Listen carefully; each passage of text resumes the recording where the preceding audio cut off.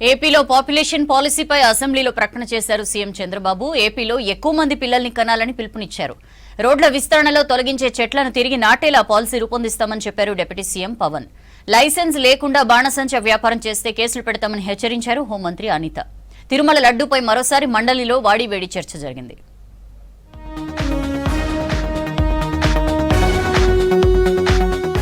ఏపీలో రాజకీయ నేతలకు ఇద్దరు పిల్లల కంటే తక్కువ ఉంటే వారు ఎన్నికల్లో పోటీకి అనర్హులు అని అన్నారు AP CM Chandrababu.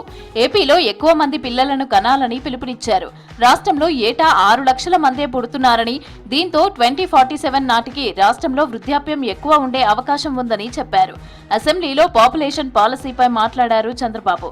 Healthy, wealthy, happy society తమ లక్ష్యమని చెప్పారు. బిడ్డ గాని చైల్డ్ గాని 2 కంటే అబౌవ్ ఎంతమంది వాళ్ళు ఇచ్చేస్తే డెలివరీ సమయంలోనే 25,000 రూపాయలు ఆ పేరెంట్స్కి డబ్బులు ఇస్తామని చెప్తున్నారు. ఇది ఒక పెద్ద గేమ్ చేంజర్గా తయారవుతుంది. దీన్ని మనం చేయగలిగితే చాలా వరకు ఉపయోగపడుతుంది. రోడ్ల విస్తరణలో తొలగించే చెట్లను తిరిగి నాటేలా పాలసీ రూపొందిస్తామన్నారు డిప్యూటీ సీఎం పవన్ కళ్యాణ్. రోడ్ల విస్తరణపై అసెంబ్లీలో చర్చ సందర్భంగా స్పీకర్ వ్యాఖ్యలకు స్పందించారు పవన్. రోడ్ల విస్తరణకు అడ్డంగా ఉన్నాయని, 100 ఏళ్లకు పైబడిన చెట్లను కొట్టేయడం ఆవేదన కలిగిస్తోందని చెప్పారు స్పీకర్. దీంతో పాలసీ రూపొందించి తొలగించిన చెట్లను వేరే చోట నాటుతామని, మొక్కలు నాటిన తర్వాత వాటి సంరక్షణపైన దృష్టి పెడతామని చెప్పారు పవన్. పర్యావరణ ప్రేమికుడిగా నాకు కూడా మీలాగే చాలా బాధ కలిగిస్తుంది.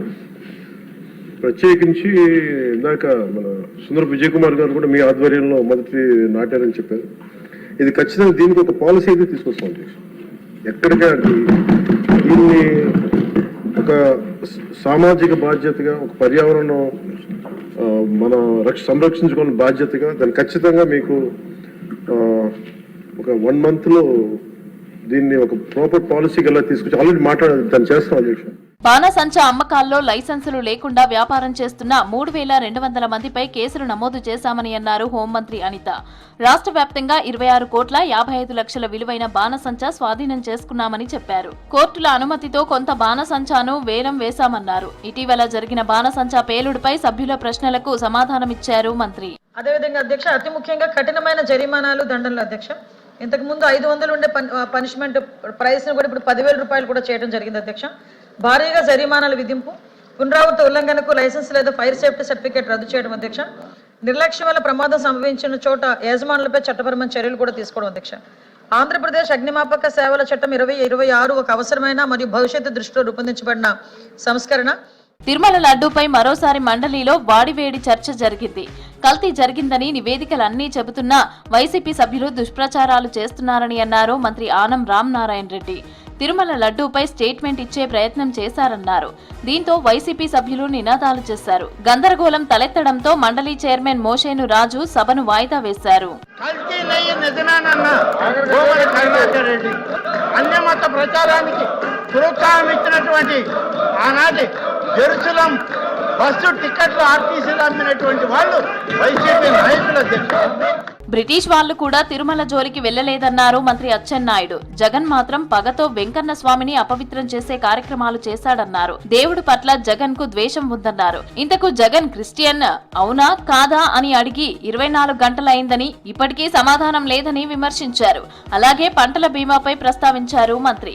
పంటల బీమా పేరుతో జగన్ రైతులను మోసం చేశారని మండిపడ్డారు.